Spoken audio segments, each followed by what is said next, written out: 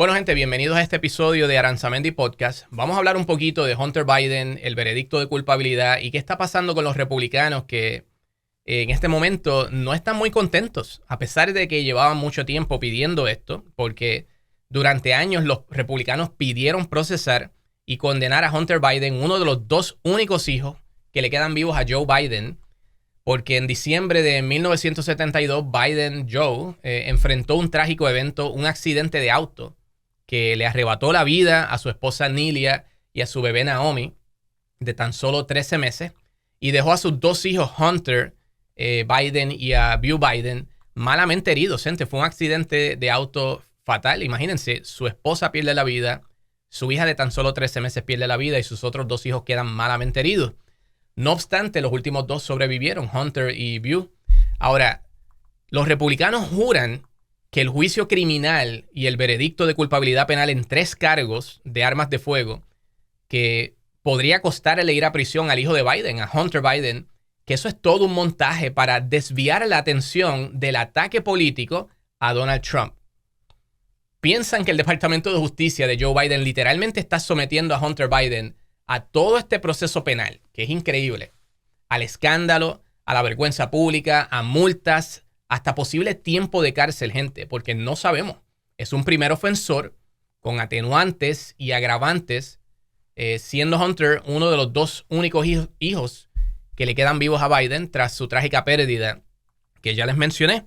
Así que irá a la cárcel no lo sabemos porque hay, vuelvo y repito, hay atenuantes, pero también hay agravantes. Por ejemplo, un agravante no se declaró culpable. Hunter Biden decidió ir a juicio y ustedes saben que cuando usted decide ir a juicio, decide poner a trabajar al sistema, a los fiscales, al juez, cuando llegue el momento del veredicto van a considerar si tú aceptaste tu culpa o si hiciste trabajar al sistema, gastar dinero del erario público realmente de más porque sabías que había culpabilidad. Así que generalmente cuando tú no te declaras culpable, entonces al final, si resultas culpable, te tienden a dar la pena mayor. Dicen que hay un porciento alto de probabilidad de que no reciba cárcel por el aspecto de que es primer ofensor y de que hay ciertos atenuantes. Pero a la misma vez muchas personas, de los pocos, porque este tipo de crimen que se llevó en el caso de él, dicen que no es tan común, pero de los pocos que se llevan, más de la mitad termina yendo a la cárcel, cumpliendo algún tipo de prisión. Así que la pregunta para ustedes y para los republicanos es, ¿qué clase de padre haría eso? ¿Qué padre sometería a su hijo a un juicio penal voluntario solo para obtener alguna ganancia política? Más aún sabiendo el background de la familia de Biden, que estos son los únicos dos hijos que le quedan vivos. Estamos hablando de Hunter Biden y de Ashley Biden. Porque por años los republicanos decían que había doble vara, que nunca procesarían al hijo de Joe Biden, que si la laptop, la computadora, la droga, la cocaína, que si todo este tipo de cosas. Que los juicios eran solo políticos, que se utilizaba el Departamento de Justicia como un arma política. Claro, se olvidan de las investigaciones lideradas por republicanos en contra de sus adversarios políticos, como el caso de Whitewater, recordarán, o el caso de Benghazi, ambas en contra de demócratas, lideradas estas investigaciones por los republicanos. Así que cuando los republicanos deciden investigar y procesar, y si pudieran obviamente lograr una convicción en contra de un oponente político, está perfectamente aceptable. Están fiscalizando, están procurando la implementación de la ley de una forma uniforme y balanceada. Claro, ¿verdad? Pero si ocurre entonces del otro lado, si desde una administración demócrata se tiene que procesar algún tipo de oponente político, entonces es un asunto, valga la redundancia, solamente político. Claro. Entonces ahora que no solo acusan, sino que también hayan culpable a Hunter Biden en 3 cargos penales.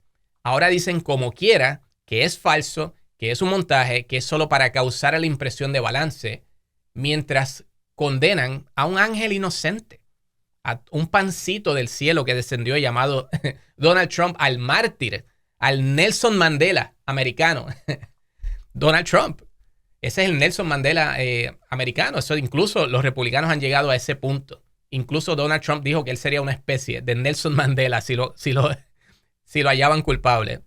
Sería un Nelson Mandela americano prácticamente. Así que hay que joderse, mi gente. Y eso es la razón, en mi opinión, por la que los republicanos no progresan. Por eso siguen perdiendo tantas elecciones, por su falta de integridad, por su falta de honestidad, por estar defendiendo a un abusador sexual, a un difamador, a un evasor contributivo, a un insurreccionista, a un criminal convicto, 34 cargos, quien literalmente vive en absoluta corrupción y chanchullo. Está rodeado de corrupción y chanchullo. Probado ya, adjudicado por las cortes, por jurados, no por los demócratas, no por Biden, no por Kamala Harris, no por ningún miembro del Congreso, por jurados de sus pares, americanos, ciudadanos, quienes ejercen su deber constitucional de participar en un juicio civil o penal, criminal. Y en todos los casos, gente, en el caso de E. Jean Carroll por violación, por difamación, el jurado lo halló culpable. En el caso de la organización Trump, por jurado, fraude contributivo y un sinnúmero de otras violaciones, lo hallaron culpable a su organización. Su jefe de finanzas, el director financiero Alan Weisselberg, fue preso. Y también ahora en el caso que vemos, criminal, en este caso de violación de ley de financiación o de financiamiento de campaña, también otros jurados. Así que estamos hablando de al menos 36 jurados, todos aprobados por sus abogados, porque ustedes saben que el proceso de selección de jurados se hace de una forma justa. Los fiscales entrevistan, los abogados de la defensa también entrevistan a estos jurados, hablan y se llega a un acuerdo de quiénes son las personas más adecuadas para componer el jurado. Así que Trump lleva prácticamente, al menos en los últimos dos casos civiles y criminales, de 24-0. Y si añadimos el caso civil también de la organización Trump, estamos hablando de al menos sobre 30, tal vez 36 jurados en ese caso. Así que, en fin, con esto solo les digo que este juicio de Hunter Biden es muestra de que Joe Biden no tiene el control ni influencia sobre el Departamento de Justicia. Incluso ya Biden dijo que acepta el veredicto de culpabilidad y que apoya el sistema de justicia. No está pidiendo que maten a nadie, ni que revelen los nombres de los jurados, como están haciendo los seguidores de Trump, que están tratando de buscar todos los nombres y las direcciones y los teléfonos y haciendo esta información pública. Tal como hicieron para el tiempo de la insurrección, usando las mismas aplicaciones, compartiendo todo esto en sus foros. ¿Para qué? Para que la gente los persiga, para que los insulten, incluso, si es posible, para que los agredan, y están pidiendo incluso que los maten. Pero Biden no está haciendo eso. Simplemente dijo, yo acepto y respeto el sistema de justicia. Esa es la postura de un mandatario quien respeta la democracia. Sencillamente está actuando con clase, con respeto por la Constitución y por esos americanos del jurado quienes cumplieron con su deber. Porque cuando tú dices que esto fue político, estás también insultando a esos americanos que también son héroes. Personas que van y trabajan en el sistema judicial son tan héroes como quienes se ponen un uniforme de militar y van también a poner a su vida en peligro. Ponen su vida en peligro por la patria, porque el que se mete en un caso criminal, ustedes saben que a veces matan a miembros del jurado, los persiguen, y eso lo estamos viendo literalmente en el caso de Donald Trump. Generalmente eso lo vemos más desde el lado de la mafia, ¿verdad? Cuando es una organización criminal, buscan venganza para algún tipo de abogado, un fiscal, un miembro del jurado, algún juez. Pero como nadie duda, a menos que seas un republicano MAGA, prácticamente nadie duda que el partido republicano MAGA, esa facción de Trump, de los supremacistas blancos, esa facción MAGA, sea también una organización de mafia. Por eso estamos viendo ese mismo tipo de resultado. Así que esa es la diferencia entre Trump y Biden, gente. Y es una gran diferencia. Y justo de eso habló Mark Cuban recientemente en una entrevista, que Biden es susceptible de cambiar de postura o corregir un error. Y lo vimos con la frontera. Biden cambió de postura, pero Trump nunca aceptará un error, decía Mark Cuban. Le estaba diciendo, mira, la lista de Trump de los errores es larga. Le decía, yo espero que Biden pueda aceptar que tal vez manejó mal la frontera, decía Mark Cuban, que tal vez ha manejado mal algún otro asunto, pero sabes que es una persona que es susceptible tal vez de reconocer un error. Decía, sin embargo, en el otro lado, Donald Trump, la lista es muy larga y no acepta ni un solo error, decía. Y decía, eso dice mucho y es muy peligroso. Y también señaló que mucha de la gente del gabinete, que es algo que está en las noticias en estos días, ha sido muy constante, que lo repiten, que muchos de los empleados, del staff, ¿verdad? El personal de Trump, sus jefes de agencia, muchos no quieren trabajar con él. Muchos dijeron ya que no lo endosan, que no recomiendan que regrese al poder porque piensan precisamente que va a ser peligroso. Así que eso es algo muy llamativo, incluyendo el propio vicepresidente, Mike Pence, dice que no endosará a Donald Trump. También lo vimos con Bill Barr. Estamos hablando del ex secretario de Justicia de Trump, quien también dijo ante el comité de enero 6 que él decidió irse de la administración en diciembre del 2020, cuando se estaba haciendo todo, pues, ¿verdad? Todo este impulso. Trump y sus secuaces estaban alegando que había fraude, y el propio Bill Barr, dirigiendo el Departamento de Justicia, dice, mira, yo investigué todo. Y le dije, literalmente dice en la entrevista ante el comité de enero 6, les dice, yo dije que todo esto era pura mierda. Y me tuve que ir de la administración porque básicamente dijo que estaban enajenados, que estaban tratando de impulsar algo para lo que el propio Departamento de Justicia de Trump, el propio secretario de Justicia de Trump, dijo que no había evidencia. Y dijo, ante ese panorama, yo me tuve que ir. Y lo mismo vemos entonces de Mike Pence. Y de hecho, el vídeo de Mike Pence lo tengo ahora mismo aquí. Así que se los voy a compartir. Escuchen esto para que ustedes vean cómo Mike Pence dice claramente que Donald Trump representa ahora mismo una agenda muy diferente, que no es ni siquiera la agenda del Partido Republicano que ellos representaban. Aunque obviamente Mike Pence ha sido muy poco honesto en muchos sentidos, porque durante mucho tiempo guardó silencio. No fue sino hasta el final, cuando le metieron presión y él dijo, espérate, esto ya cruza una línea, ya al final, estamos hablando del momento de la entrega de poder. En ese momento Mike Pence entonces retrocede y dice, no, yo no tengo el poder constitucional para detener la certificación de Joe Biden, que era lo que Trump quería que él hiciera. Ese fue el propósito de la insurrección, hacer una marcha para ir y presionar a todos los congresistas, presionar a Mike Pence para que detuviese la certificación y aceptara las listas de los electores falsos que habían creado en Georgia, en Arizona, en Michigan y en otros estados, y que ahora mismo en esos estados están enfrentando juicios criminales todos esos electores falsos, los abogados de Trump que se han declarado culpables en esos casos. Bueno, Mike Pence sabía que eso era un rollo legal, que eso era un problema legal muy grande, y dijo, yo no puedo. Pero durante 4 años guardó silencio cada vez que veía a Trump haciendo todas esas cosas, escalando el asunto, incrementando la temperatura, ¿no?, de la corrupción. Seguía haciendo cosas malas que sabíamos, como el asunto de la extorsión a Ucrania, entre un sinnúmero de otras, y Mike Pence siempre guardó silencio. Durante 4 años fue un sello de goma, prácticamente. Así que por eso no es santo de mi devoción, pero al menos en ese momento tuvo un poco de iluminación, tuvo un poco de conciencia, un poco de integridad al menos, y detuvo a Donald Trump. Y ahora escuchen lo que el propio vicepresidente, que es una muestra de que sobre 40 funcionarios del gabinete de Trump no lo quieren apoyar. Y no solo esto, estamos hablando de jefes de su gabinete.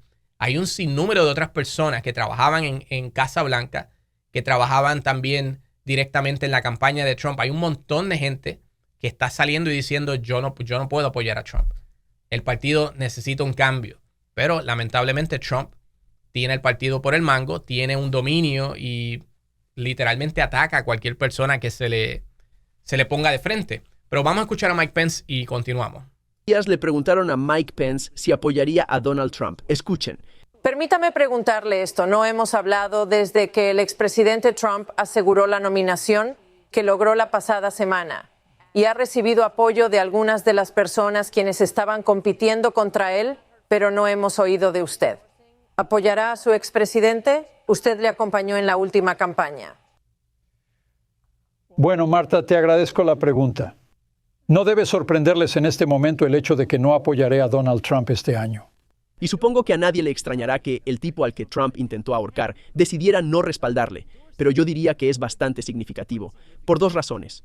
Casi todos los antiguos miembros del gabinete de Donald Trump lo abandonaron. Mike Pence, John Kelly, John Bolton, Bill Barr, Mark Milley, Rex Tillerson, Mick Mulvaney, Chris Christie, H.R. McMaster, Anthony Scaramucci, Stephanie Grisham, Richard Spencer, Tom Bossert, Michael Cohen, Ty Cobb, Alyssa Farah Griffin, Sarah Matthews, Cassidy Hutchinson, James Mattis y Mark Esper. Esper dijo la semana pasada que cuando Donald Trump era presidente, quería que la milicia estadounidense matara a los mismos estadounidenses. Si esta gente, republicanos, quienes trabajaron tan cercanamente con Donald Trump, ha salido en su contra públicamente, puede que sea algo que valga la pena escuchar y puede que sea algo a lo que algunos votantes republicanos le prestarían atención.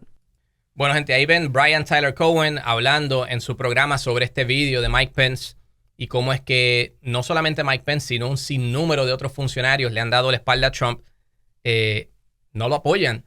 Así que, gente, es tiempo de abrir los ojos y votar de forma inteligente en noviembre. Si usted está en Estados Unidos y tiene la oportunidad de votar, porque ya esto no es ni siquiera un asunto de colores. Ya esto no se trata de azul o de rojo. Es un asunto de preservar nuestra democracia, porque si Donald Trump regresa al poder en esta segunda ocasión, les garantizo, no habrá quien lo detenga. No vamos a tener otro Mike Pence, no vamos a tener a otro Brad Raffensperger en Georgia, que fue quien grabó la llamada, el secretario de Estado de Georgia, quien básicamente se opuso a someter a la lista de los electores falsos.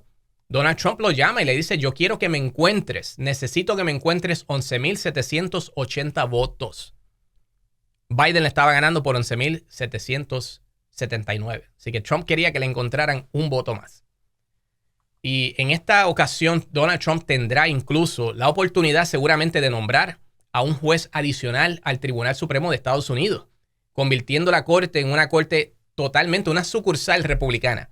Así que imaginen el panorama, todos esos jueces que Trump ha nombrado y que nombraría otro más, serían seguramente muy jóvenes. Son jóvenes y serían muy jóvenes. Y estarían al frente del Tribunal Supremo por largas décadas, significando que la agenda fundamentalista y radical, antimujer, antiaborto, en contra de los anticonceptivos, en contra incluso del matrimonio interracial, a favor de una sola religión, esa agenda prevalecería sin ningún tipo de oportunidad de cambio por el resto de nuestras vidas, al menos de la mía y de gran parte de la vida de nuestros hijos. Así que es mucho lo que hay en juego en este próximo noviembre. Y sé que para muchos la política no importa. Sé que piensan que el voto no tiene ningún efecto. Que los efectos, de lo que ellos hagan participando en esta elección realmente no cambia porque los candidatos son iguales, que ninguno vale la pena. Y es comprensible, gente. En la política siempre hay corrupción. No hay ningún candidato perfecto. Pero yo les puedo decir que sí hay una gran diferencia entre estos dos partidos actualmente. Especialmente entre Joe Biden y Donald Trump, porque son los propios republicanos quienes nos están alertando y diciendo lo que ya vieron, que Trump va a destruir la democracia si logra llegar al poder nuevamente. Ya tuvo la primera práctica, ya sabe dónde falló, ya sabe quiénes le impidieron de su propio partido llegar ahí y ya no van a estar. Los va a reemplazar, va a poner incondicionales en los puestos clave de confianza, tanto a nivel electoral como a nivel de agencias de gobierno, a nivel de secretarios de Estado, a nivel de, entonces, quiénes van a estar dirigiendo en Cámara y Senado si tuviesen ellos en un momento dado la mayoría, que actualmente la tienen en la Cámara. Así que yo sé que Biden está mayor, Joe Biden, tartamudea, se tambalea, se cae, es cierto. Ha cometido algunos errores, ha podido manejar mejor la frontera o incluso el asunto de Israel y Gaza. Pero el comparar eso a la lista de todas las cosas, todas las leyes positivas, todos los logros, las cosas buenas que Biden ha traído para el país en términos de la economía, en términos de la recuperación tras el COVID, el manejo responsable de la pandemia, la creación de empleos, 15 millones, la ley PACT, la ley de microchips, la ley de ciencia, la ley de infraestructura, negociar precios más bajos ahora a través de Medicare, Medicaid para medicamentos más baratos, insulina a un límite de $35. Lo mismo ahora están haciendo con los inhaladores para el asma. También eliminando los cargos adicionales de los bancos, especialmente ahora están sometiendo para las tarjetas de crédito. Para los cargos de los hospitales. Que eso te los remuevan de tu reporte de crédito. O sea, están buscando ayudar a la persona común, al americano de clase media que trabaja, la clase trabajadora. Para esa clase es que trabaja el Partido Republicano. Vaya y búsquelo. Usted va a ver a través de las décadas, el déficit incrementa siempre bajo los partidos republicanos. El Partido Rojo, que habla siempre de responsabilidad fiscal, lamentablemente es el partido que incrementa el déficit. Y el Partido Demócrata, que es el botarata, el partido que quiere mantener a los pobres, que quiere darle dinero a los inmigrantes ilegales, el partido que quiere gastar supuestamente creando y imprimiendo más dinero y siendo irresponsable fiscalmente, dando todos este tipo, los incentivos contributivos. Ese es el partido que siempre reduce la deuda. De eso no hablan de los 8.4 trillones confirmados por los republicanos. Eso es data que está ahí que añadió Donald Trump a la deuda del país. 8.4 trillones bajo Donald Trump. Y era el tipo que venía, el administrador, el billonario que viene a implementar la mentalidad de negocio, el jefe fuerte. Ay, gente, de verdad que hay muchísimas cosas buenas que podemos ver que Biden ha hecho y no podemos decir que porque no haya manejado muy bien lo de Gaza, porque o incluso lo haya manejado mal, o porque no haya manejado bien la frontera, aunque ahora acaba de firmar una ley ejecutiva, finalmente, que le permite cerrar la frontera, que seguramente los tribunales se la van a detener, de la misma manera que se la detuvieron a Trump, porque un presidente no puede cerrar la frontera unilateralmente sin que el Congreso legisle, que por eso es que Biden le está diciendo al Congreso, denme el proyecto bipartita, denme el proyecto que estábamos trabajando juntos antes de que Trump se opusiese a este proyecto de la frontera, porque lo quería utilizar políticamente ahora de cara a las elecciones. Así que, gente, hay una gran diferencia. Biden no ha sido perfecto, pero tiene un sinnúmero de triunfos y en la opinión de muchísimos analistas, Biden es de los mejores, si no el mejor presidente de nuestra historia en términos de los datos. A usted no le gusta que habla, que se duerme, que se le olvida, que se pierde la línea de pensamiento, que se cae. Tremendo, eso es cierto. Es una persona ahora mismo de 80 años, 81 años prácticamente. Tendría 82 si finalmente asume el poder eventualmente. Trump no es ningún nene de teta tampoco. Trump tiene 77, casi 78 y está diciendo disparates diariamente en sus campañas. No sabe quién es el presidente, confunde los nombres de los líderes de otros países. Piensa que Nikki Haley es Nancy Pelosi. Bueno, es un desastre también. Así que realmente de persona mayor a persona mayor no se llevan mucha diferencia, pero de buen ciudadano a criminal, convicto criminal, la diferencia entonces es inmensa. Así que eso es el punto que yo quería realmente establecer con todo esto, que vemos la doble vara republicana que por meses, por años básicamente, pidieron condenar al hijo de Joe Biden y ni siquiera piensan en el trasfondo de la familia de Biden, que perdió a su esposa, que perdió a su hija de 13 meses, que perdió a su otro hijo por cáncer, un tumor en el cerebro. Y entonces ustedes creen que realmente va a utilizar el Departamento de Justicia para acusar criminalmente a su propio hijo, quien ha pasado por un sinnúmero de problemas, quien es una persona que se está superando del problema de adicción. Y entonces ustedes creen que lo va a someter ahora tal vez a mandarlo incluso a la cárcel, dañarle el récord de por vida, todo por supuestamente establecer un balance. Ay, señor. Realmente no, hay poca integridad y hay muy poca honestidad en el Partido Republicano. Porque miren, si Trump sale inocente, resulta inocente, pues mira, es inocente, punto. Hay que aceptarlo. Pero en este caso, la evidencia de los casos de Trump es abrumadora. Uno tiene que aceptar la realidad, no podemos vivir en negación. Así que llegó el momento de aceptar toda la corrupción y todo el crimen que Donald Trump representa, el peligro que representa para la democracia y para la Constitución misma. Así que voten inteligentemente en noviembre, porque si no, el país realmente como lo conocemos, les garantizo que va a desaparecer. Con eso los dejo. Mi nombre es Daniel Aranzamendi y esto es The Aranzamendi Podcast. Regreso pronto con más episodios respecto a este tema, respecto también a los demás casos de Trump, respecto al tema del aborto y otros conflictos que tenemos de cara a las elecciones que son sumamente importantes. Así que muchas gracias.